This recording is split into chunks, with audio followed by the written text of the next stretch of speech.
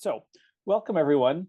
My name is Steve Fletcher, and I'm the Managing Director of the Auto Recyclers of Canada, and have been working on the IRT for a long time now. And I'm co-hosted today with Haydn Davies from Auto Recycling World.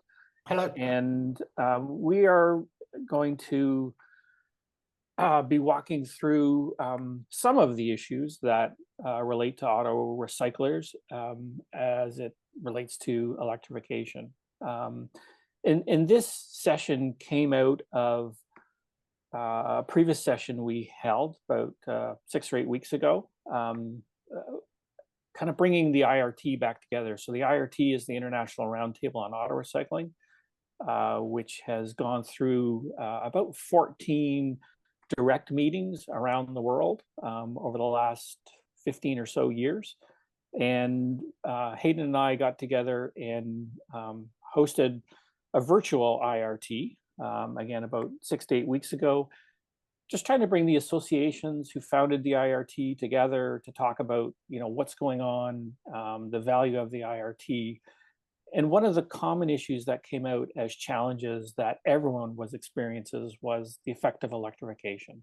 And different countries, different regions are on different paths, or more likely on the same path, but just at different points in their development, understanding, interaction, and actually seeing some of these batteries. So we decided to put this webinar together to start to put the issues on the table and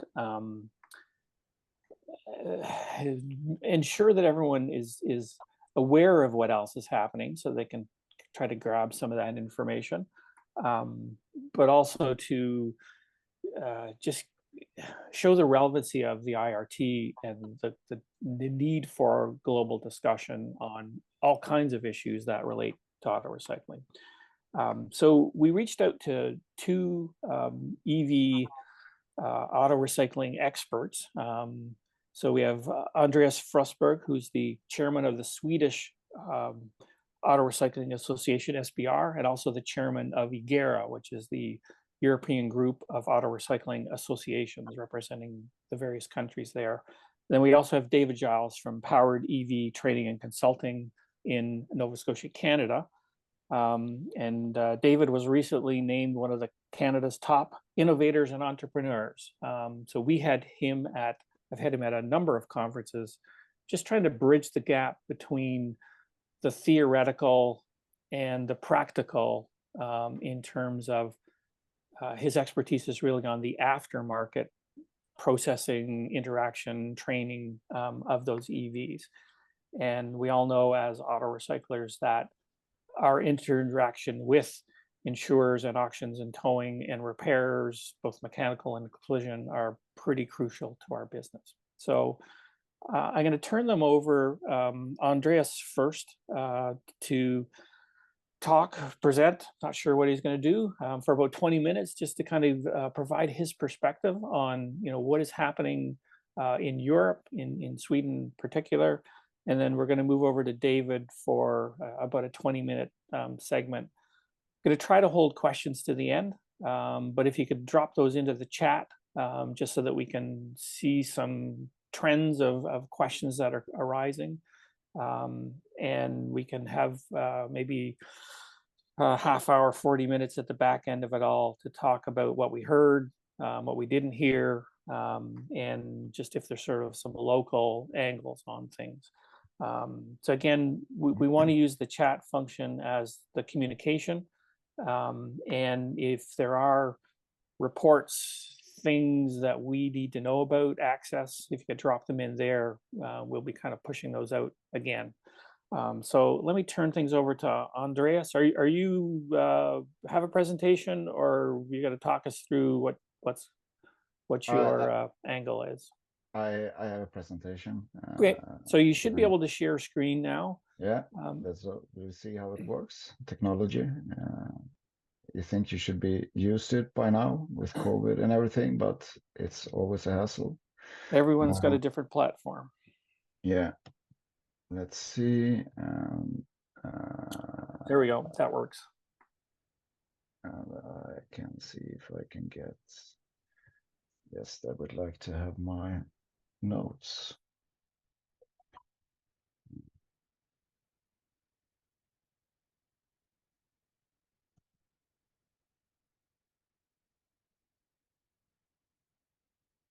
What do you see? Do you see my, how does Yeah. it look for you? Yeah, see your full screen in all Okay. its wonder. So it looks good. All right. Well, thank you for giving me the opportunity to present. I'm gonna give an overview, an outlook from Swedish perspective, and also a bit from the Europe perspective, and also what we do as an association for our members to prepare for the electrification of the car fleet.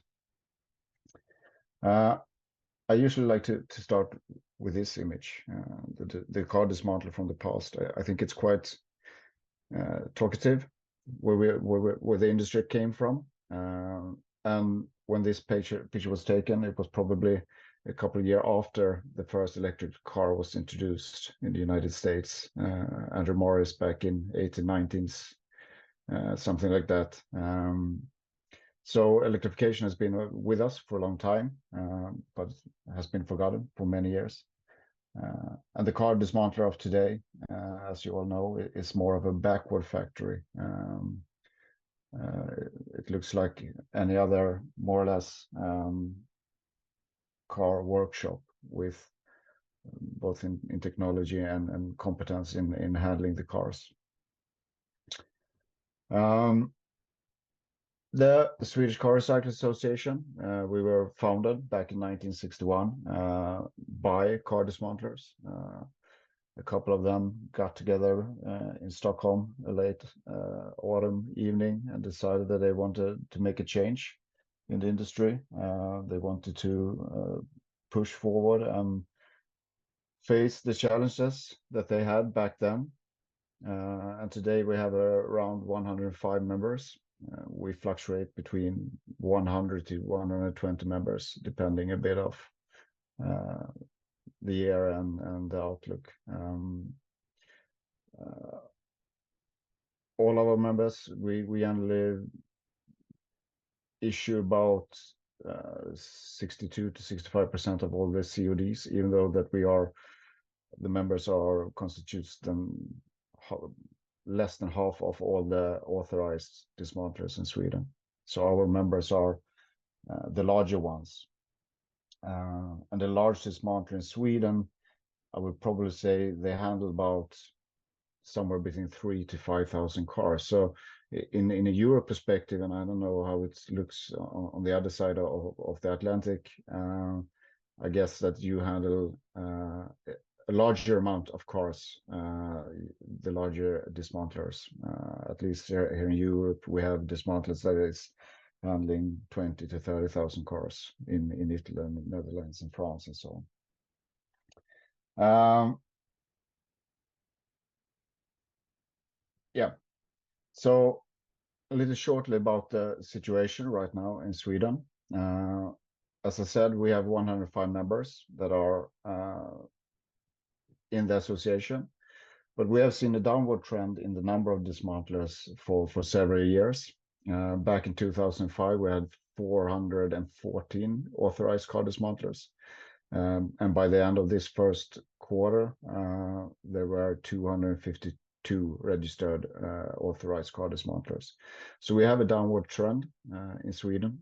We are losing about 10 dismantlers per year on average. And this is due to several facts. One of them is, of course, the demand for or the higher demands on regulation and policies.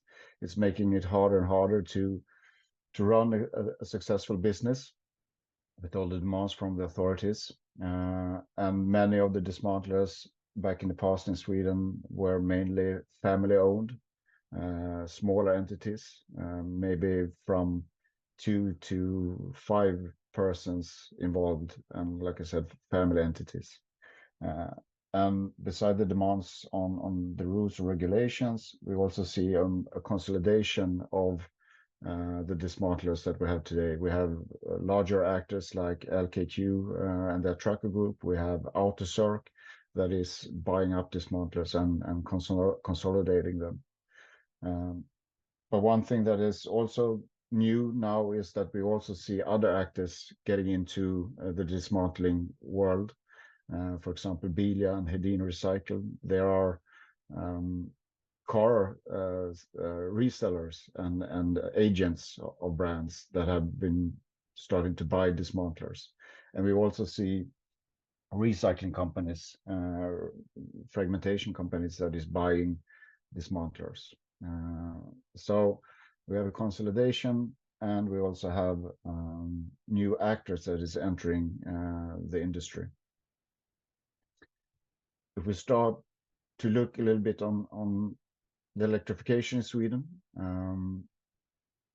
we can see that the amount of chargeable cars is increasing. This is since 2013. And today it's around a little bit more than 500,000 BEVs and plug-in hybrids in traffic in Sweden. And that's still only about 12% of all the passenger cars that's in traffic.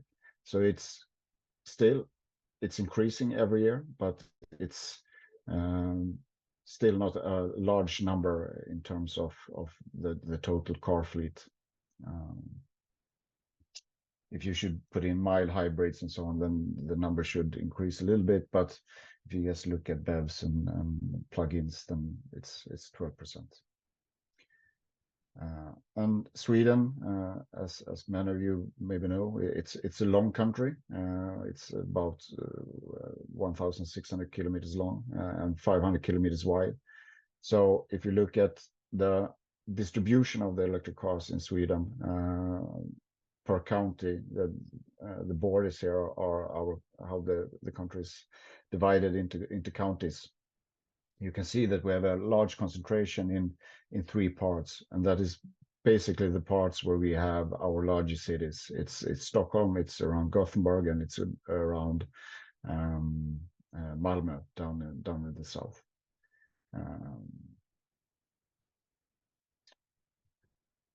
In terms of how many cars that we dismantle each year, and if we just purely look at BEVs and plug-ins between 2001 and 2024, we have handled around, this is accumulated numbers, so we have handled about 5,500 cars during 4 years approximately. But these cars are predominantly cars that has been involved in accidents or some type of incidents. And all these cars has gone through insurance companies. Now I know in Europe, and I heard you, David, mention auctions. That is quite a common way to sell the cars back to dismantlers throughout both Europe and, as I understand it, in over there. In Sweden, it's handled a bit differently. Almost all these cars are on contract. Our dismantlers have contracts with insurance agencies, and I would say that we have a quite good system in that sense, that we have a good cooperation between the insurance companies and the workshops and the dismantlers. And this also makes that the dismantlers that have the contracts with insurance companies more and more are becoming brand dismantlers. They get specialized with brands that is connected to an individual car insurance company. But this also is good in it pushes the sale of used spare parts, and we have this cooperation between these entities that is everyone is trying to push for used spare parts in general. But if we then compare this with, as I said, 5,500 cars, EVs and plug-ins, 3 years, in comparison with the number of cars that we have dismantled, ICE cars, it's only still less than 1% of all the dismantled cars in Sweden. So it's a very, very small amount of cars that is coming into the dismantlers as of now. Of course, the longer these cars will be on the market, the more pure ELVs we will see. But as of now, these cars go to a select few dismantlers that have the contracts, and they are quite specialized in handling them and the brands. This is just a picture of the brands that you basically see in Sweden, and I guess in Europe, and I guess everyone, most of you are familiar with these brands when you look at the logotypes. But we know that the market and the landscape is changing rapidly. If I show you this picture, I don't know if you can recognize so many logotypes. At least I don't, maybe a handful that I recognize. But these are all Chinese brands that is about to enter the European market and the Swedish market. So they are coming strong, and it's and we will see what that will bring with us in terms of technology and so on, because they are approaching cars in a different way. These are 3 models that is coming from China, and what is interesting with these cars is that if you look at the producers, Baidu, for example, that's not a car company. That is the Chinese Google. So it's a search engine that together with Giles has produced a car. And this car is made by Huawei. They are making phones. It's not a car producer. And this is a car produced by Xiaomi, who makes also phones, but they make vacuum cleaner, robot vacuum cleaners, household equipment. So it's not traditional car producers that is entering the market, and they have a whole different approach on car making and the philosophy behind it. And this will, of course, have an impact also when these cars will enter the end of their life. And in terms of development, if we look at how long it takes for a traditional car maker to produce new cars, it's about 4 years. But BYD in China does it in 18 months. So the tempo is a different one as well. And with this, it will also bring new business models. You see several Chinese brands are into battery swapping. It's getting quite large in China, and this is a technology that they are bringing with them. We have the first battery swapping stations in Sweden as well. But that means that the battery is owned by the car company. The customer who buys the car never buys the battery. It's on a lease, more or less. And you also see more mobility as a service. And this, of course, will affect the ownership and what will happen with the car when it reaches end of life and who will be in control of it. And then if we talk about battery evolution, everything goes so fast right now. And maybe we are here, or maybe we are like when the Laserdisc came, and we still have like the CD, we have the mini player, and we have the Spotify, the digital revolution. So the evolution of batteries is moving fast, and we are only in the beginning. And we know as of now that the first solid state batteries will come into cars quite soon. So this, of course, if we look at our industry, as I heard some of you talk a little bit about it before the meeting started, what's the value and where is the value in these cars? So the batteries that we have in storage right now, what are they worth? Is this more or less the old TV? And we are paying quite large amount for these cars, even though it's via contracts or via auctions. But is it worth? What is the real worth? And what other worth is there in these cars in terms of spare parts that we can sell back. Everything with the electric car is a bit unknown as of now. So as an association, we try to provide value for our members and prepare them as much as we can to face these challenges. And one of the key components that we have been working on, and that has been to help for our members, is that we have put together an industry standard. This industry standard was developed by together with Mobility Sweden and the Swedish Association of Motor Retail Trades and Repairs and the Swedish Vehicle Workshop Association, together with us, the Swedish Car Recyclers Association. So we took an industry approach since there was no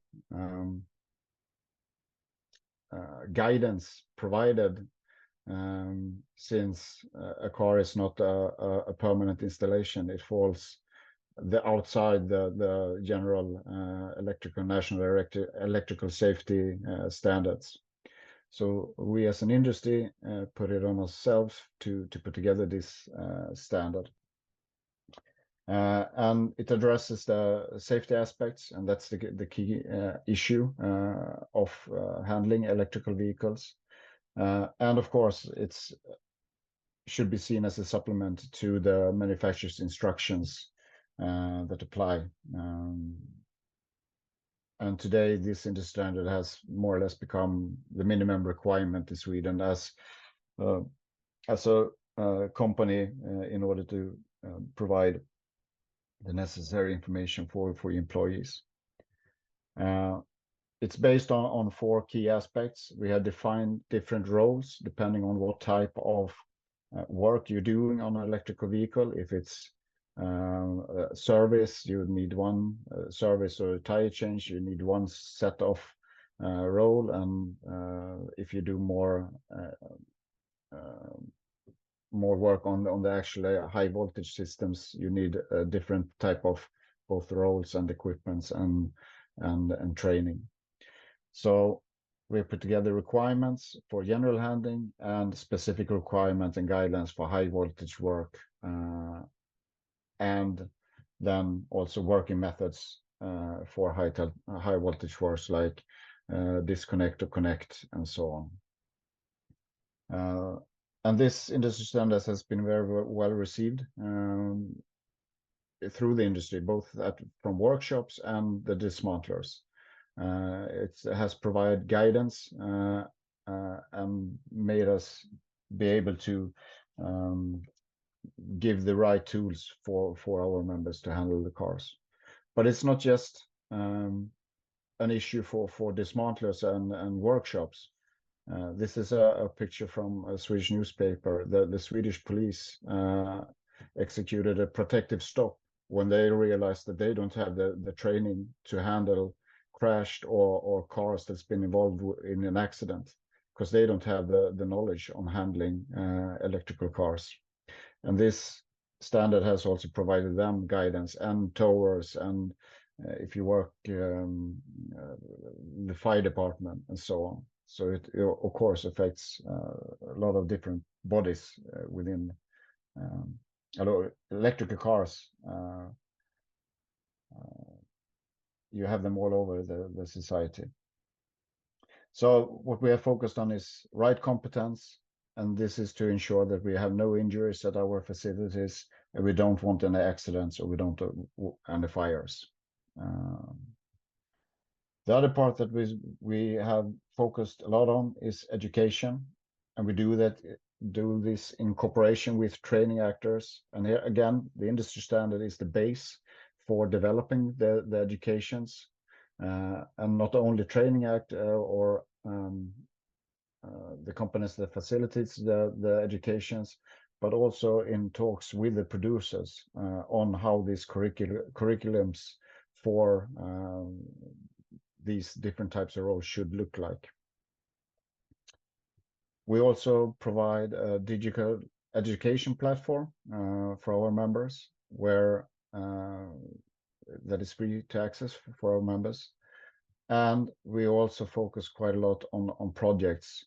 Last year, we ran a large project that was founded by the Council of European Social Funds in Sweden, and it provided us the opportunity to bring out more than 5,000 hours of education to almost 600 employees, mainly focused on the electrification of the vehicles and how we're going to face that. Another key issue that we are trying to work as much as we can on is projects. One project that is ongoing is called CircBat, for safe and optimal handling to achieve circularity of batteries from crash cars, such a long name. So we call it CircBat. Four work packages. One is competitive and market intelligence. We take a look around Europe mainly to see what's happening. We are focusing on diagnostics and risk management, information traceability, and then it's a demonstration package where we try to put everything together. This project will be ended by this year, so I can give you more results later, maybe from this, if that's of interest. But again, we are working as we usually do, no matter what we're doing, in large consortium from all aspects of the industry: dismantlers, trade association, recyclers, producers, academia, and insurance companies. And we see this as the key on getting a grip on this issue. We have to work together to find the right path and find value for each different actor. One large part of it is, of course, diagnostics. We need to be able to diagnose the batteries in order to see what are they suited for. Should they be for use, for reuse, repurposing, or remanufacturing, or recycling? And this is something that will be a key for dismantler to be able to do. So this is a tool that we have tried in the project, that we are diagnosing batteries outside of the car to get state of charge and state of health. Not all batteries give us state of health, but some do. And finally, of course, we work with regulation. And in Europe, we have the battery regulation that is in effect, and the ELV regulation that is ongoing negotiations about this. The proposition has been presented. And for the battery regulation, the waste chapter will come in effect by the summer 2025. And just there are two articles in this regulation that I think we haven't seen how this will land yet. I think it's up for national decisions and still negotiations within the EU how this will be implemented. But these two concerns extend the producer responsibilities if you prepare a battery for reuse after it's become waste. So it could mean that a dismantler will get the producer responsibility of a battery that is put back for reuse.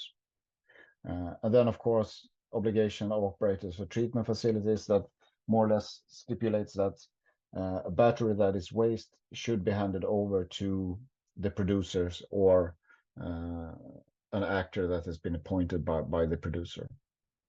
And we haven't seen how these two articles will come in effect. We have close contacts with the Swedish EPA, and this is, if we have more viewers from Europe, it's really interesting, and this is something we're looking in OARA as well. How will this be interpreted? Since it is a regulation, it should be handled the same way throughout Europe. But this is, I think, one of the two key articles that we need to look at. So in the end, will these regulations be a hindrance on enabler circularity? We have seen what's on paper, but we haven't seen it in effect yet. And lastly, these two regulations, if they should be viable and sustainable, you need to have revision supervision for have a level playing field. I can take Sweden, for example. In Sweden, there are 290 municipalities. And it is the municipality that has the revision of the authorized car dismantler. That means that revisions currently in Sweden is handled in 290 different ways, and that doesn't make for an even playing field. And we have also always promoted third-party certification as a way to help revision and supervision. So all our members are third-party, has a third-party certification for quality and environment. Yeah, I think I've been a little bit more than 20 minutes, but thank you so much for your attention. I hope it was some value to all of you. That was awesome information. I'm sure we could have another couple of hours on the questions that I know are in my mind, but we'll follow up with some of them. Some of them you began to answer that are coming in the chat. I'm going to hold off on my questions until we hear from Dave Giles. So I'm going to turn things over to David, who not necessarily going to bring an auto recycling perspective, but he certainly works with and around the industry, but definitely an EV expert in terms of breaking these things down and figuring out what's in them, and ultimately, what is the value proposition that may be coming. So I'll turn things over to David. Thanks, Steve. That was great. Great information to hear what's going on overseas.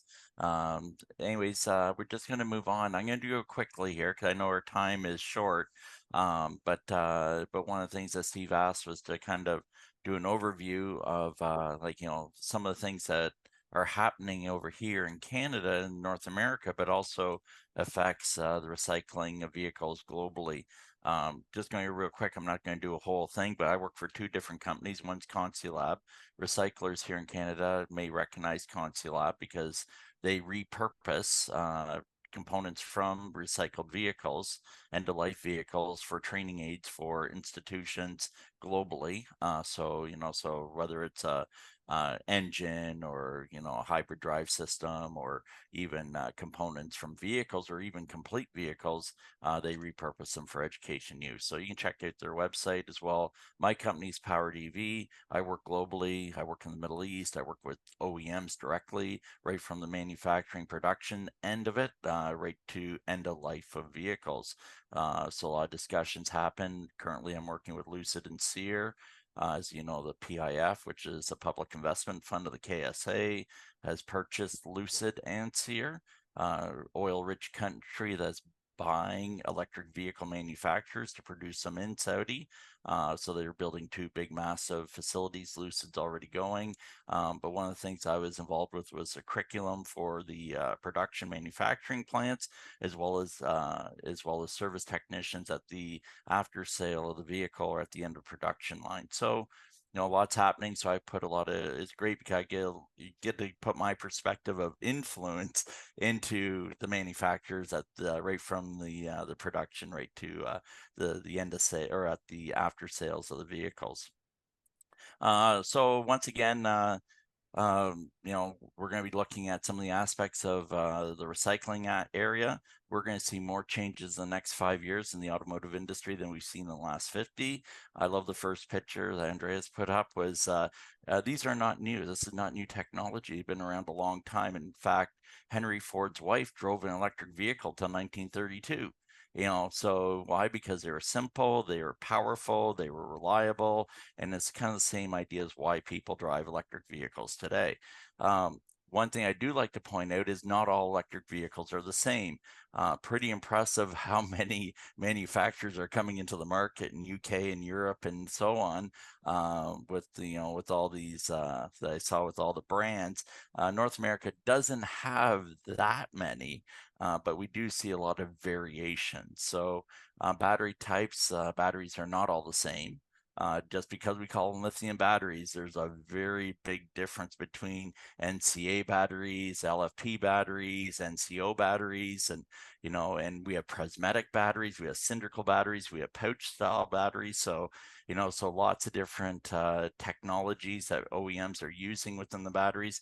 Battery swapping may be a little difficult because even on like a Model 3 Tesla, even though it's a 2021 Tesla, you might have an LFP battery in it, where another model of the same year vehicle will have an NCA battery. And when I use these terms, I'm using them based on the conjunction of the chemical mix in the battery. An NCA is a nickel, cobalt, aluminum battery. And then of course your LFP battery, which actually has absolutely no cobalt in it.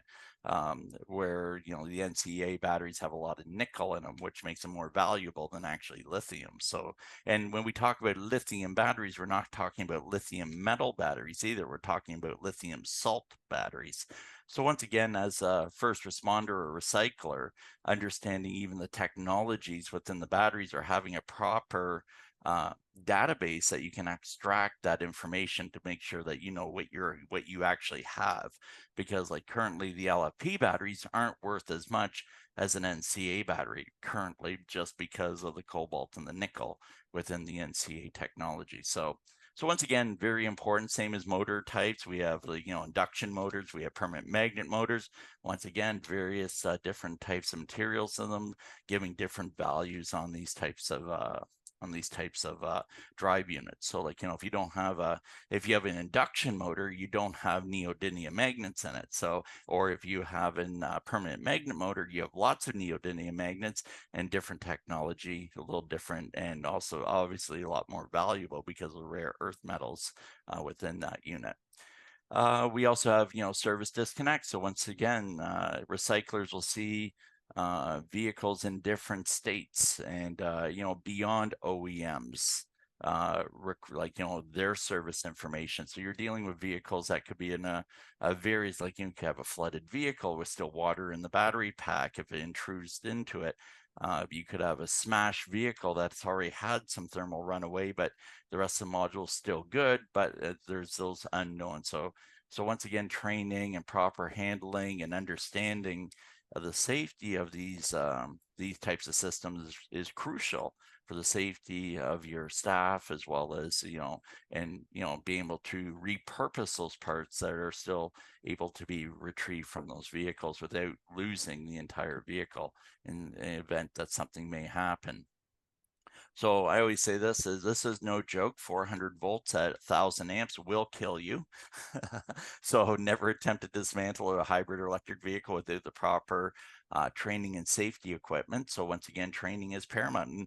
And when recyclers or even auto service shops, I'm doing a big conference right now, and somebody asked me yesterday, what is the most important thing, or what's the thing that we have to buy to prepare our shop for servicing electric vehicles? And I said, training. Training is going to be your biggest investment. Ensuring that staff is safe, and from the training you will know what you need to be able to purchase, and the PPE and lifts and tables and storage. And I saw the batteries that Andreas had there, and picture of all those what we call nickel metal hydride batteries.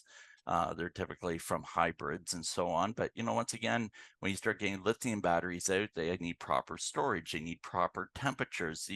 Checking that state of health is important, using tools like the ATEL, where you can do the off-board checks on it by plugging directly into the BMS and powering them up. And then getting that state of health really makes a big difference. And a lot of value comes from a battery based on its state of health. Changes with electric vehicles, we know there's a list there. I'm not going to go through the list, but understandably, when you have an electric vehicle, you don't have any powertrain components of conventional ICE vehicles. In fact, even transmissions don't exist. They're direct drives or gear reduction units in the transmissions. We don't have conventional transmissions in electric vehicles. You lose a lot of those components that typically were recycled and resold again, but there is still opportunities within these components on the electric vehicle. Terminology. There's lots of terminology with electric vehicles. And once again, being more aware of what those terms are. And once again, training is a great way, or just referencing this material. But if somebody comes in and says, you know, we're looking for an inverter, you know, for a drive unit, what does an inverter do? How does it work? What does a converter do? You know, so these are some terminology that happens out there. You know, to a recycler, what is an HVIL?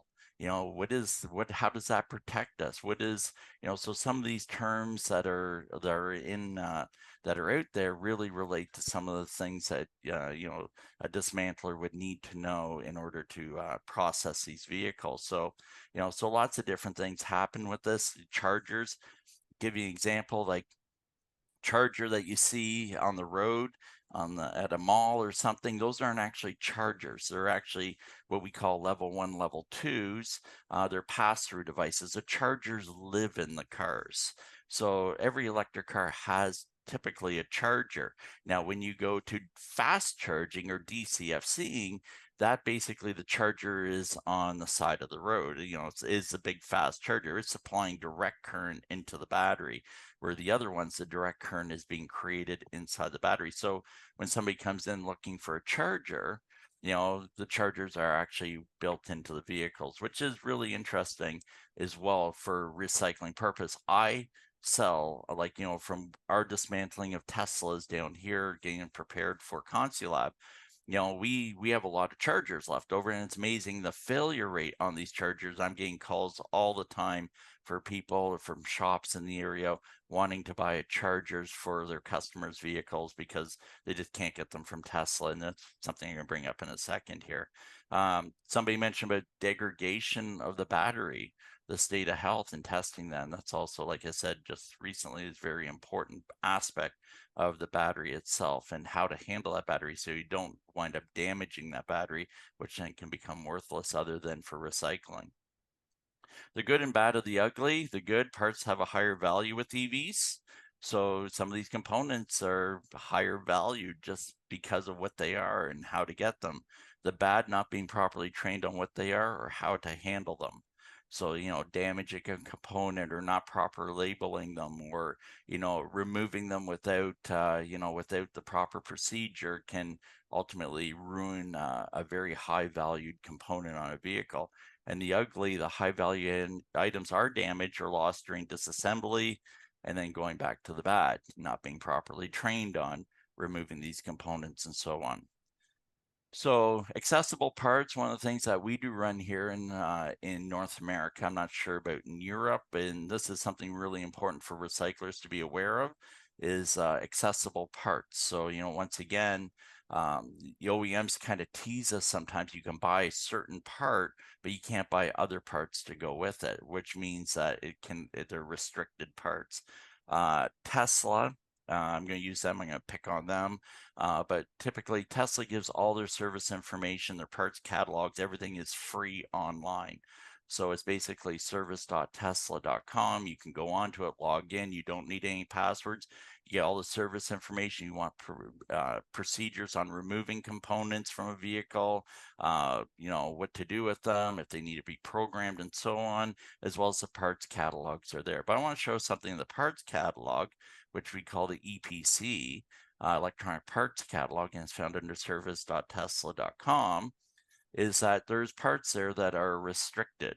So that means that you cannot buy them from the OEM unless you're a certified Tesla shop of some sort. To a recycler, these parts become more valued, especially to, you know, a shop that's repairing a vehicle. I used a pyrotechnic fuse on this one, but it can be as simple as a seat. You know, under Tesla's requirements, even, you know, the seats inside the vehicle are restricted to Tesla service only. So, and then other parts that you think should be restricted, like airbags and so on, are not restricted. So, but having access to information like this can help you value your parts as well too. Electronic parts, most manufacturers, when you sell an electric part, you pretty much they have to be recoded or programmed to the vehicle, understanding what value comes in parts. So if we're looking at vehicles for bringing into, you know, our yard, into our business for recycling or disassembly to be resold as parts, you look at what are the most common vehicles on the roads in North America right now is the Tesla Model Y. It's number 5 in North America, best-selling vehicle, and the Tesla Model 3 is number 12 on that list. So like, so if I'm looking at, and the other vehicles in front of them are actually trucks. So if I'm looking at vehicles to, to probably have the best bang to get resold, it would probably be in the Tesla market. So as I bring these in, I'm going to learn about these vehicles. I want to be the expert with them. So, and Tesla does a lot of things that are very unique. And if you know what these things are, it gives more value to these parts as well. So for example, Tesla scan tool is built into the vehicle. Somebody asked about checking the state of health of a battery. The tool is built right into the vehicle itself to do that test. So under this example, it's just, you go into the Tesla software screen and you push over as whether it's an X, S, 3, or Y symbol. And in fact, if you spell that out, SEXY is sexy. I don't know why they did that. But anyways, you put your finger over the 3, you hold it, it will flash the screen and you punch in the secret password, which is essentially service. And once you're into the service mode, so why I'm showing you this is like, say somebody comes in and they want to buy a charger. They say, hey, you got a shop that calls you up, says like, do you guys have a charger for Model 3? And you say, yeah, we got Model 3 back. What is it? SR Plus? Yes, we have the 11 kilowatt charger in it. And, and they may ask like, do we have to program it? And as a recycler, dismantler, and if you have that information, I know a couple that have done this have actually made a sheet, one page to tell them how to program the components that they're selling them. So, and Tesla does that for pretty much every single component on their vehicle for recoding or programming without a factory scan tool other than the MCU, the main computer in the vehicle. So that means if I change an airbag module, if I change a door switch controller, if I change the headlights, I just go into it and just do a software reinstall. The firmware is built into these cars. So knowing this kind of stuff can really help revalue parts, and understanding and learning. Many manufacturers do this today now. So I'm not just saying Tesla's the only one. Others do the same thing. So through training and proper ways of identifying will really help with this. I'm not going to get into a lot of this area here, because I know it's a big discussion question, probably more for questions, but once again, safety, handling them, testing the batteries, and proper storage so they can maintain their highest value on a repurpose, resale, recycle, reuse of these batteries. State of health is the way we do that. So the state of health, basically from a recycled, reused, or repurposed use. So, so some batteries are way more valuable than other batteries. I could have, like I said earlier, I could have 2 lithium batteries, and one's NCA and the other one's LFP, completely different values on those batteries, and that's depending on what they're being used for. And safety within these batteries is also different. You have a sodium battery is way safer than an NCA battery.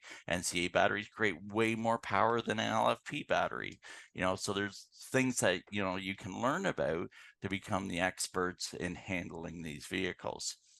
So I'm going to put this up. I know, Steve, I always do this.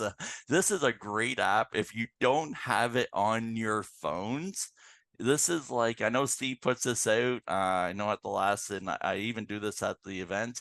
It's completely free for those that cross the sea. It involves a lot of your vehicles that you already have on the road. It's made for it first started as a first responders app, so they can go quickly on their phone, punch in the make, model, year. It's very intuitive, very easy to use. It does charging, trucks and cars, and and all the different aspects that they would have to deal with. But what they've learned is that most of the people downloading this are using them for information, especially at recycling. How do we power it down? How do we secure the vehicle? How do we know the vehicle's safe? Where are the components located? How do we lift the vehicle? So these are some of the things that this app has added. So this is, if you take your phone and you go over the QR codes, it will instantly link you to the app, which you can download. I promise you, this is not a Trojan virus I'm going to load into your phone, but it is absolutely, it is for free.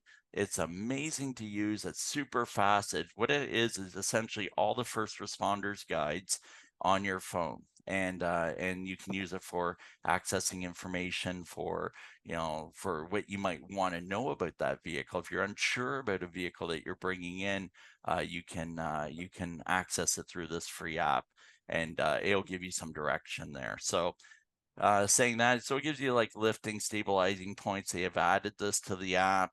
They update this app once in a while. There's no cost to it. And it's really, like I said, very intuitive to use. So in conclusion, EVs present new opportunities in automotive recycling. I always say that it's not a threat, but an opportunity dealing with high voltage vehicles. We can't ignore the changes that are happening right now. They're happening whether you like them or not. People say, oh, I don't want to do electric vehicles, they're junk, they're terrible. But at the end of the day, there's value in them. And as you mentioned, Sweden, 12% of the vehicles on the road are electric. That's pretty impressive. That means out of every 100 vehicles that's damaged, 12 of them are going to be electric. So that's that's a lot higher number than we have in North America. So, but it's really exciting to see that growth. I know in Norway and stuff like that, we see a lot of growth as well. Like, I think 90% of their vehicle sales were electric last year. So it's really, really moving up. Materials being used in motors, batteries, and components will continually become more valuable. I gave you one point talking to the recyclers down here. These are battery recyclers, that the lithium and most of the materials that are extracted from the batteries do not degrade in a rebuilding of a new battery. So that means when the lithium battery is basically shredded and the black mass is pulled and is broken down, and the materials taken from that black mass are actually recycled or repurposed into a new battery, there is no degradation on that new recycled. So that's amazing with lithium, and that allows us to do that. But I'm sure there's a lot of technologies. I'm not an expert on battery, that end of it, and I'm sure there's some people on here that are. But it's exciting to see that the future is going to be able to, once we get these materials, we'll be able to reuse them into new batteries. And that's it. Thank you, David. Great information, as usual. And it's interesting with our two speakers that they did not necessarily dwell on batteries. That is the entry point for every conversation I ever have. Oh, you process electric vehicles? The battery, and they just jump immediately to it, which we always say, we process vehicles. There happens to be a battery in it. The battery is new, interesting, different, but we are just as concerned with the overall vehicle as that battery. I hope, and I saw, David, that you picked up on that 12% number from Andreas. And it's why, again, we look globally at what's going on, because there are countries, no matter what area of auto recycling, are in different places in development. So North America, we tend to be very parts oriented. We sell a lot of parts off of cars. Europe, in my opinion, because of the ELV directive, is excels at processing vehicles themselves. I think Andreas said his members do 3,000 to 5,000, and that's on the small side. In Canada, that would be almost enormous. Most of my members are in the 1,000, 1,500 vehicles because they're taking them all apart.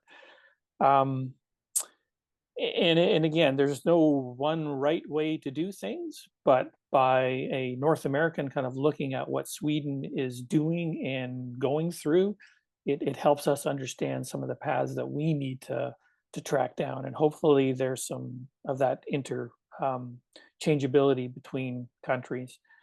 We're going to move into some questions that are coming through the chat. So again, if you've got any questions that you want to ask, please try to enter them there.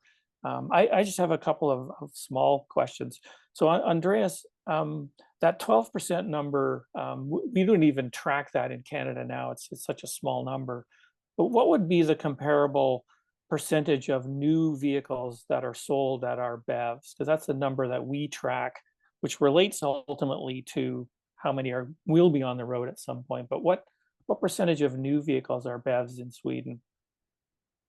Oh, I can see if I can just see if I can see that information a little bit quick. I don't have that number at top of my head. Is anything? Hey, Steve, this is Scott. And, Yeah, and go ahead, Scott. I was on a committee call with NatBat yesterday, and they said that 40% of all new vehicles sold in Sweden are BEVs. That could be absolutely Yeah. correct. But it has slowed down. So I have the numbers are yeah, so around 40%, a little bit more. But it has slowed down. It's been EV cars has been subsidized for quite some time, and that has stopped. And when that stopped, we saw that the sale on the private market dropped. So today, the drivers of the sales are mostly companies and company cars. Because I think the comparable number in Canada is about almost 12% of new vehicle sales are BEVs, but it's as high as 22-23% in BC, where British Columbia, where there is substantial subsidies and interaction with the government, and as low as 5% in Saskatchewan, where you are a long way away from everything and it's cold and they drive pickups on it all. But that just kind of gives us a little bit of an indicator of kind of where we're going, because we're still in exponential growth, but it is beginning to flatten out a little bit. Yeah. And you saw the picture I showed where the distribution of the cars are in Sweden. I mean, Yes. it's a cold country, Sweden, as well, up in the north. So the concentration is around the bigger cities and the more populated areas, more to the south and the central of Sweden. And you had indicated that there are more and more brands coming into Sweden, with a lot of them Chinese. And I was just wondering, I think you mentioned some of the implications of that on auto recyclers, faster development times, battery swapping sort of coming out of China, and that relates to who owns the battery, and mobility as a service. You know, are there other implications that these, especially non-traditional OEM manufacturers or importers, are going to have on auto recyclers? And it relates to one of the questions in the chat, and that's extended producer responsibility. You know, what level of responsibility or ownership do the manufacturers have in interacting with auto recycling? Yeah, I guess it's a bit of a guessing game, because we haven't seen them. We see them coming, but most of the brands that I showed are up and coming. And of course, extended producer responsibility, it's going to be handled in terms of batteries. It's going to be handled by the battery regulation. And the car in general will be within the ELV regulation, the new regulation. And we haven't seen the final regulation yet, so we don't really know how that will be in the end. But I mean, if I do just a guess, if we have all these brands coming in, then it will also be the number of sales will be important, because if you have like a brand that comes into the Swedish market and they sell 10 cars, or what are those cars worth in terms of parts? You're never going to sell a spare part. The number of cars will be too low. And again, as you mentioned, the extended producer responsibility, how will that work? We will probably be through an agent or something like that. So I think there are lots of questions on how these brands will enter the European market and their viability, both in terms of parts and so on. Okay, thank you. And I don't have any questions for David, because this would be my 5th presentation from him. So I've asked him all my questions. So, but let me turn things over to Haydn Davies, just so if he has any questions that have come up, either in his listening or some things in the chat, and we can start to get some interaction going. Oh, hi, thanks, Steve, and thanks very much to both you, Andreas and David, for great presentations. I have been monitoring the questions which have been coming through, so some have already been covered because the questions Steve has asked and what you've come up in the presentations. But I'm just going through this one, and one is from Emil Nussbaum, I hope I pronounced that right. And he asks, what type of, this is, I think it's to Andreas, is what type of tool are you using for state of health and state of charge? And also, are you currently discharging batteries prior to shipping to mitigate risks of a thermal event? And if so, what are your recommendations for how to do this? First of all, I'm not a battery expert, so I probably shouldn't be giving suggestions on handling and shipment of batteries. I leave that to the experts. We work quite closely with recyclers when it comes to shipment and so on. The tool that one of the tools that we've been trying that you saw in the pictures in the project Serpent that we've been running is Autel. And it was one of the tools that we could find that was able to do diagnostics of a battery outside of the vehicle. So we can plug the tool into the battery directly, and then get at least a state of charge. Because we have many of our dismantlers have quite a lot of batteries lying in storage. So we are in the project looking through these batteries to see how are they doing after being on the shelf for 2-3 years. And interesting, they are quite in good health.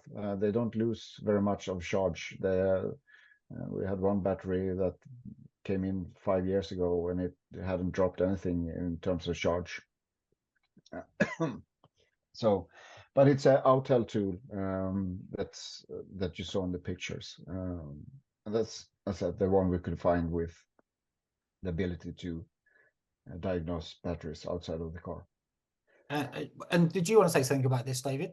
Yeah, the I think it's a 906HV or EV scan tool. Like Andreas is saying, it's a great tool because you don't need to power the vehicle up. It plugs directly into the BMS. The BMS is in 90% of the batteries, if not 100% of the batteries. It's that close is that the BMS lives inside the battery module. That means all these tools do is they're powering up the BMS and then plugging into the CAN bus, and then the tool does a diagnostic check of the state of health. State of health, state of charge are very different. State of health is capacity of the battery. State of charge is how much fill the battery has at that point.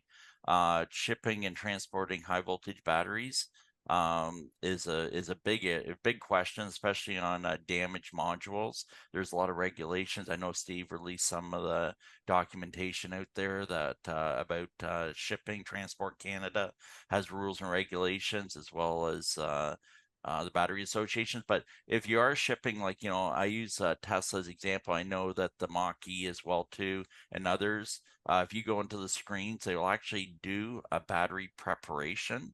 But once again, the battery has to be, in the vehicle, powered vehicle. In some cases, that's just not possible. Most electric vehicles involved in a collision blow an airbag. Retractor or a bag itself blows the circuitry to power that high voltage vehicle. We call it pyrotechnic fuses. Tesla has some, and that means once the airbag has been deployed, high voltage system will not power back up unless it's reset by a technician or a component is replaced or a fuse is replaced, which involves high voltage work. So, but yeah, the Autel scan tool, like you said, you can have it on the shelf. You could give a printed report to a customer looking at buying that battery. I know a lot of the batteries that we deal with, it's always the big first thing that they ask is that, do you have a degradation report? Do you have a state of health report on that battery? It can be calculated with a conventional scan tool on some vehicle using the amp hours, state of capacity, kilowatt hours installed. You know, so there is some ways of doing it, but it does take training. It does take some skill as well. But at the end of the day, the Atel, I would recommend the Atel. You know, I have nothing to do with it, but we used it with our dealerships, and it was very effective here in Atlantic Canada, especially on the rebates. Any car we sold had to have a state of health, and you know, that tool really did do a good job with it directly to the BMS. So. All right, thanks, David. And just following on with this, and Scott Robertson in America, he asked this question when Andreas was speaking, but maybe Steve can come in on this as well. And follow on from the last question is there any protocol for obtaining state of health and restrictions in where the battery goes after dismantling? I suppose this is alluding to the battery passport. Does anything happen in Sweden with that, or Canada? Do you know?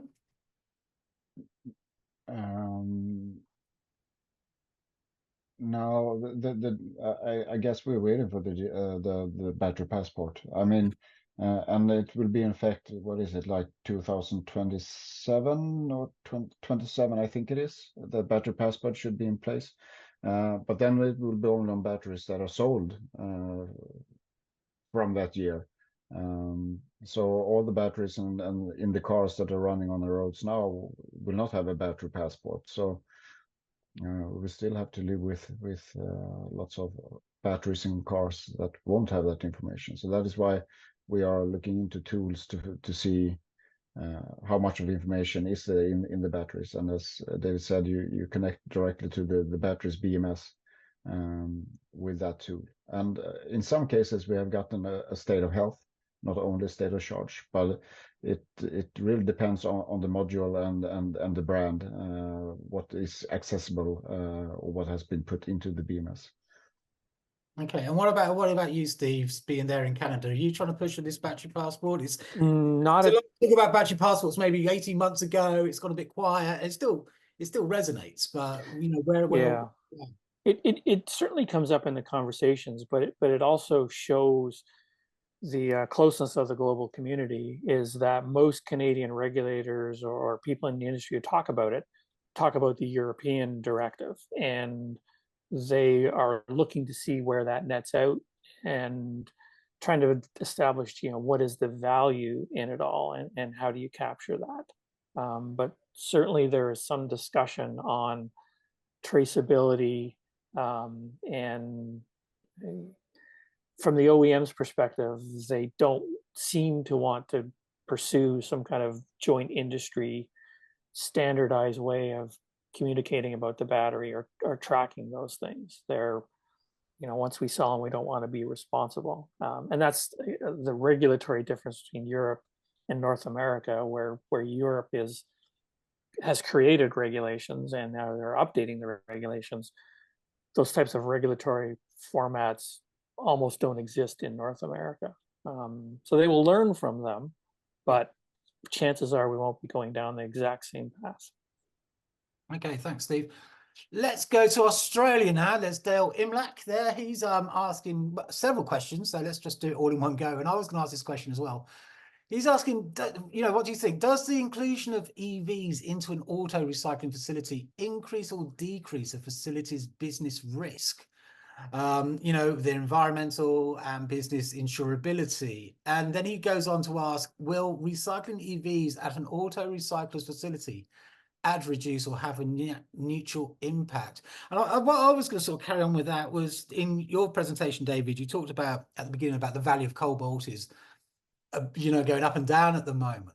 And as the value of that battery comes in, does it make it worthwhile for a recycler to want to take these vehicles in when we're talking about the environmental risk, the safety risk, and also the storage risk? And if we're not going to get the return back so much, does it really encourage us to really want to take them on? So maybe we'll ask all of that to you, David. I hope you remembered it all, and the other two can pick up the pieces after that. This is a suggestion I can make. It be proactive. Look ahead. Right now, you should be researching on whether the recyclers, repurposers of batteries, who will be your customers of these batteries. Find out what they're looking for. And then you know what to, when something comes in, then you know where it's going to go, how much you're going to get for it. Currently, batteries here in North America are like stock.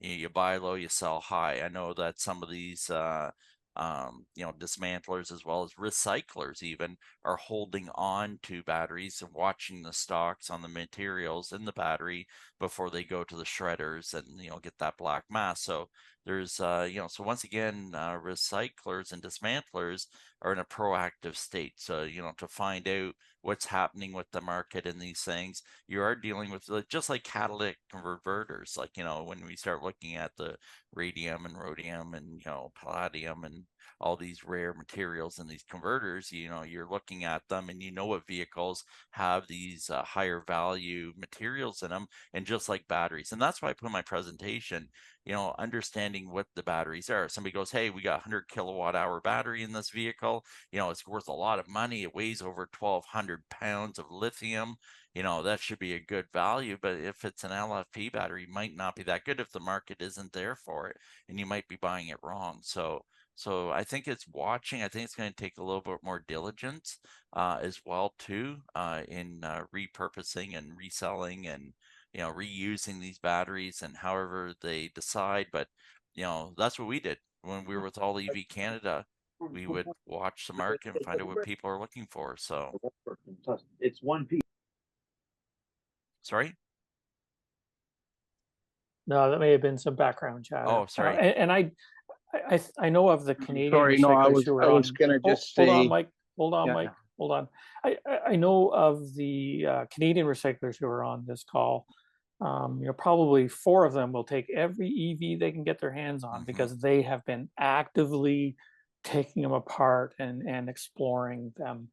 But there's still a lot of members who are uncertain, and I think we even heard from Andreas. There are a lot of unanswered questions about what these things will do, and my perspective is that yes, EVs will be profitable because they have to be, because they will reach end of life, and it will be our sector that is called upon to do something. Will it be different? Absolutely. And unfortunately, we're just not at scale on things. I'm going to jump to there's some hands held up because I think they're on cell phones and can't type questions fast enough. So Ramsey, did you want to unmute and ask a question? Yeah, I actually do. I was wondering about the storage of these batteries. So like I've been dabbling in electric market and taking these cars apart, and especially Teslas. We have probably about 4 or 5 of these batteries sitting in sea containers. And then I was wondering, like the weather aspect, would it affect the battery in itself? Okay. Yeah. I can give a perspective from our members. They also generally store them in like large containers, sea containers. They store them outside, and one of the reasons for that is, of course, we want to keep them away from our general facilities in case of a fire. And we have the area to put them quite a long bit away from our facilities. And again, Sweden gets cold during the winter, and it gets kind of hot, at least maybe not so hot, but a little bit hot during the summer. And they have the state of the batteries hasn't really been affected by that. So we see it as of now a good way of storage out of safety. Amazing. Something else I heard from some shops that I deal with, and people that are really into the electric battery market, and they told me that it has to be at 50% capacity. If it's less than that, or if it's at 0, then the cells in the battery would die. Is that true, or have you heard anything about that? I haven't heard the number of 50%. I don't know if David is maybe more an expert on batteries, but it shouldn't go below. There is a threshold where it shouldn't go below, and you don't want it fully, and you don't want it fully charged. I can answer that with confidence, Ramsey. Yeah. A battery never should be so lithium batteries or car batteries in general should never be at 100%. Okay. Okay. Okay, Because perfect. they actually degrade at 100%. So Okay, if you amazing. wanted to keep a battery out of the car that you received from the auction, right? Mm-hmm. It would be wiser for you to get the car to actually run again, to fix the car, to make it chargeable, to actually charge the battery to a state of 75, 80%, and leave it at 75 or 80%, and then remove it. Then it would be to actually remove the battery and put it on the shelf. Okay, perfect. Because you'll by just removing the battery, you think you did a good thing. You actually you just shot yourself in the foot is what you did. You get it? Because as if it was at 100%, you're saying? No. I'm just saying, if you take the battery out of a wreck and you just throw it on the shelf, you might as well sell it for scrap. Okay. Because that's what it is. Wait, yeah, let me just pull the conversation back, because you guys live about 50 miles apart from one another, so carry on this conversation anytime. One thing I want to really make a good clear point is never ever bring these batteries down to low voltage and think that you're saving your facility from thermal runaway. In the lab, when these batteries drop below 1 volt per cell, they can reverse themselves, which then they become a threat.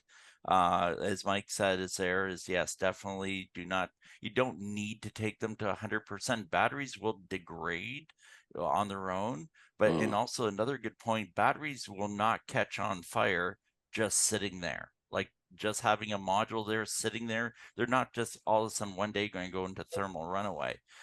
Something has to happen. Thermal climate control within the if you have a seed container that you're using, make sure it has a proper dehumidification within the unit, is properly thermal controlled. The #1 killer of batteries is heat. So you want to make sure they're stored in a temperature that is consistent. It'll maintain its charge. It'll maintain its capacity. But I've heard recyclers going, oh, we're going to take the battery right down to 0 volts, and then then it'll be safe. Then we'll wait for the market to change. I said, that's the worst. I talked to Professor Jeff Dunn, as well as Lucas Swan and Mitch Gregory, who are battery researchers or scientists.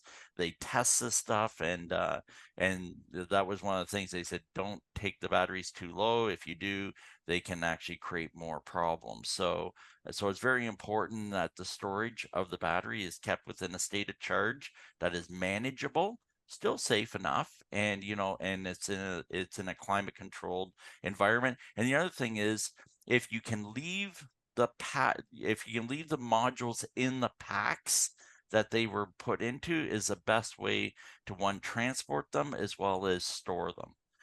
If you start splitting them apart and you start putting them on the shelf as individual modules, then you're removing them from their IP67 standard with the modules or the packs, and you could wind up into more risk, and plus they're less valuable if they're not in a big pack either as well.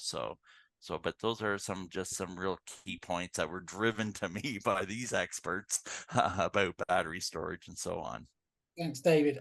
Before we ask a question from Andy, which he asked, Andreas and Steve, as in your positions in the associations, how has the conversations changed over the last couple of years? Andreas, you talked about having to create partnerships with the manufacturers, talking to governments, putting in protocols.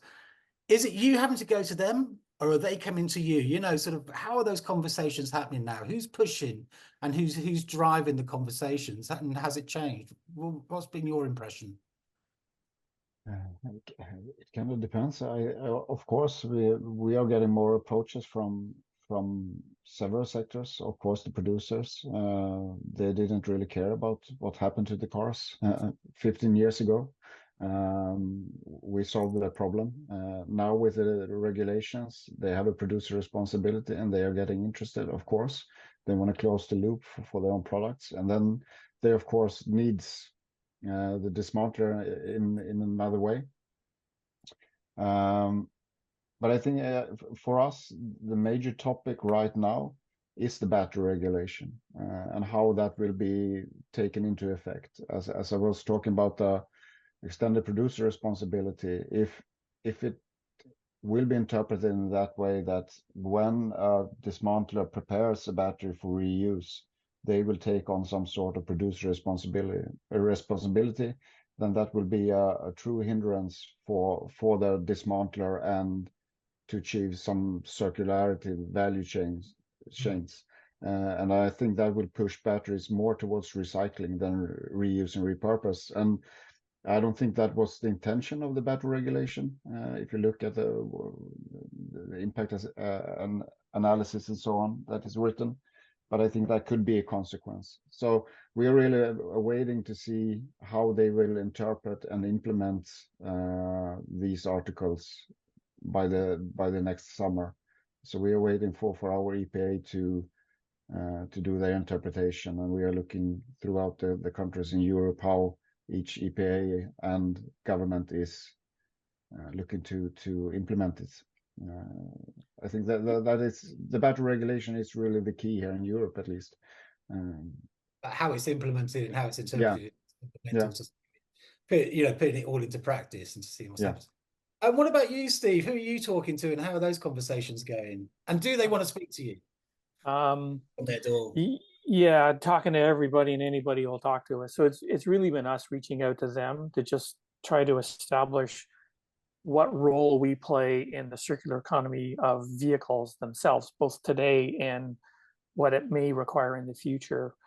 And then probably the last 6 or 8 months, there's been a lot more interest in sort of the post dealership experience for EVs. So a lot more interaction within our industry, within service, repair, towing, as there are more and more vehicles on the road. But it's been definitely us pushing them to try to engage. And we have 10 provinces who sort of act somewhat independently, but we're trying to get the federal government to interact so that we're not having different regulations or different approaches to things. So the document that you had put up, Andreas, the industry standard, is something that we're working towards, or we've been pushing the government to help us develop that and do it from a multi-stakeholder perspective to get our issues on the table. One of them we've just experienced in this call is just storage, and we didn't even get into the moving of batteries around. There just aren't any standards, rules of thumbs. There's a bit of opinion. There's a lot of Facebook perspectives on what you shouldn't do. But definitely we understand the need to have a standardized approach to it all. And, my follow-up question, would be, is that Swedish document available that we can utilize to show our government that, this is possible, there's value in it all? And that relates to the question that Andy Latham put in the chat about is there a need for a global standard from the auto recycling perspective? And the answer is easy in that it's a yes. It's just the ability to do it is the challenge that we find with everything to do with our industry. There is no real global association. The IRT is not an association, but it acts like one in terms of exchanging information. So for now, I think the strategy is, can we share those types of documents so that we understand them, can pull them back to our own jurisdiction? And Andy, why don't you jump in, because I know you've got some comments on that and perhaps some opportunities as well. Absolutely, thank you, Steve. Just before I do, just pulling back on the battery state of charge when you're storing. Did a lot of work with some manufacturers about a year, 18 months ago, and they were saying store the batteries between 30 and 50% state of charge, and also monitor that on a monthly basis. And if it needed charging, then put it back up to 50%. But they were talking store 30 to 50% state of charge. We're actually we've designed an EV dismantling program an electric vehicle dismantling training program, and we're working to get this certified by TÜV Rheinland. TÜV Rheinland are a global certification body, and the idea is that once we've got this certified with them, then this certification will work around the globe for electric vehicle dismantling. We've already done this with TÜV Rheinland for electric vehicle repair and diagnosis, repair and replacement. So we've already set that standard, and we've worked with them to do that, and we have that running with them. We're now trying to move that onto electric vehicle dismantling as well, so that we have a global certification. Okay, thanks, Andy. Let's go back to the questions, and this is Scott. He's going to get the prize for the most questions asked. So well done, Scott, for you asking all the questions. But I think this is a really good question. You know, asking everybody, what is your opinion of restricting the facilities that can purchase, dismantle, and sell parts off an EV? You know, today the vehicles go to the highest bidder with no restrictions in the United States. You know, should we be looking at quality in this and all that entails? What do you guys think? Are you still there, David? David had to move on. He's doing some training. So it's down to you and Andreas. I'm just about to. Okay, I just sorry. sent Steve a message, so I'm just trying to gather. I have another. I'm doing some presentations at a show, but what was that question again? Sorry. I'm going to have to go back up, but I think it. Your opinion of restricting the facilities that can purchase and dismantle parts of EVs. At the moment, as Scott says, in America, it just goes to the highest bidder. Yeah, I guess Steve would be better to answer. I know that insurance companies have agreements with different dismantlers in Canada, as well as a lot of the insurers. I do find that they put these cars to the auctions, and then it goes to the highest bidder. But there's a lot of reserves on these vehicles, and they're fairly high. So it really does put a hindrance on dismantlers and getting these vehicles. I find that a lot of people that are buying the EVs right now are independent shops, especially with Copart and those others that you can, private individual can sign up and purchase one of these cars directly from the auction. So it really makes it difficult for sometimes dismantlers and recyclings to get these types of vehicles. Like Steve says, and I agree 100%, they'll take whatever they can get out here. Like, even though they know that these brands are big, they're not afraid to take them into the yards and park them, because they know there's going to be value in them eventually, but they have to be reasonable. Like, to buy I'm using an example because we buy so many Teslas, is that Tesla, like, for 22,000 Canadian dollars, I can buy a brand new Tesla for like 35. It's like, and to buy a car that's completely smashed.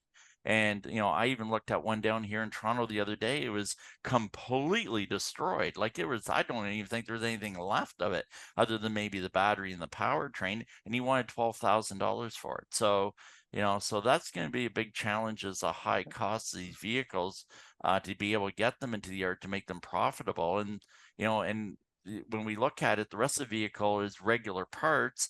The big value items are the motors and batteries, and we need to have that market for them as well. So to echo Dave's comments, certification of auto recyclers has been the holy grail for everyone. That legitimate professional auto recyclers who are trained properly and have the right protocols and facilities should be handling all salvage. It makes it an easier argument on the EV side of things because of things like critical metals, not sort of, you're spending all this money mining them and getting them into batteries. Yeah, as a nation, you don't want to be exporting them back out again. But also the safety implications are huge. That insurance companies are directing their total loss vehicles to the highest bidder. And they're beginning to understand that they've got some liability with those, that if they're being sold to somebody who is not properly educated on it and end up in an accident, what is their liability? So the BC auto recyclers are working towards certification based on training, based on third-party audits of the capabilities and equipment. And there's one insurance company in BC, the Insurance Corporation of British Columbia, run by the government. So they are having direct discussions on the positivity of getting those batteries and those vehicles into the right person's hands on it all. So definitely, I think one of David's messages was that training and information are critical, and that training and information is not only keeps your employees safe, but it puts you on a path of being a responsible participant in that sustainable circular economy, which is very important to the OEMs, very important to insurers, even important to the auctions. Okay, thanks, Steve. I'm aware of the time. Some people are already having to leave for other events and get on with their day to day, whichever the time it is. Before I ask you, Steve, to sort of wrap up, we've seen a lot of people wanting to share some information. This is what the IRT is all about. It's being able to act as a hub to share information. So please never hesitate to get in touch, and then we can start putting information up on the IRT website. And also, if you have any news or information, please get in touch with myself, and we can be putting that onto Auto Recycling World as well. So it's all about acting as a hub, sharing information around the world as the world gets smaller and smaller, especially on this very important topic. Steve, do you have anything closing to say? Personally, I just say thank you to Steve and to Andreas and David who's had to leave. It's been really good. And hopefully this is going to be the start of many more IRT webinars in the future. But over to you, Steve. Yeah, unfortunately 90 minutes just doesn't cut it for this subject. I think we've have generated, to do part 2. Yeah, or 3 or 4, generated more questions than we've answered, but I think we've advanced the ball a bit. Certainly I have, from just understanding where Sweden is, where they're going, some of the resources that they've developed. And it just helps us to kind of interact better with our stakeholders. So I hope we can follow up on that. So again, the purpose of the IRT is to make the world smaller for auto recyclers and to share information, to understand that we have a lot of common challenges and a lot of common solutions that we can pick up on. We would like to be doing these types of webinars every 6 weeks. And we're going to kind of randomize the topics, regions a bit as we're getting input from these sessions and from just interactions before and after about what's important. So I think the next event that we have might be what's going on in the Pacific Rim. One of the challenges is timing of these. It's the middle of the night or middle of the morning in Australia and Japan. So we may shift a little bit to kind of find out what's going on over there. But always looking for input into kind of what you want to hear. And we are going to pursue some of these country perspectives. It's been mentioned that we should be looking at what's happening in France because they are very advanced on the circular economy, on the OEMs working positively within the industry thus far.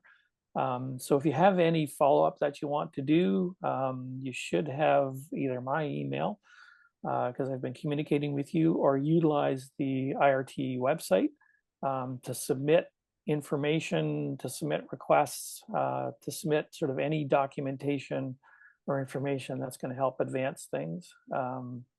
So we have been recording this, and we are going to be putting that recording up onto the IRT website for those who couldn't capture it all. And for those who couldn't be on it, we are going to scan through the chat because there's a number of questions that came up and resources that were posted that we'll try to dig into and research some of those answers and get them out to the group. But if there are any final comments from Haydn or Andreas, I will say good morning and have a great day. Any final comments, gentlemen? Just looking forward to doing the next one. I think we're going to have, I think the IRT is just going to grow and grow. And it's great to see so many people from so many countries taking part. And thank you for the people who've got the unsociable hours, but I think we'll have to change this round, and we'll all have to sort of bite the biscuit every now and again and get up early in the morning. I'm thinking instead of GMT, I'm thinking we should have IRT time. Andreas, would you like to say something? Just want to say thank you for the invitation, and if anyone wants to reach out, I'm available. So just yeah, thank you. Okay, thanks everybody. Have a great day. Have a great day, everyone. Thank you so much, Steve, and everybody. I appreciate it. Thank you again. You bet, Ramsey. Bye bye. Bye. Thank you very much.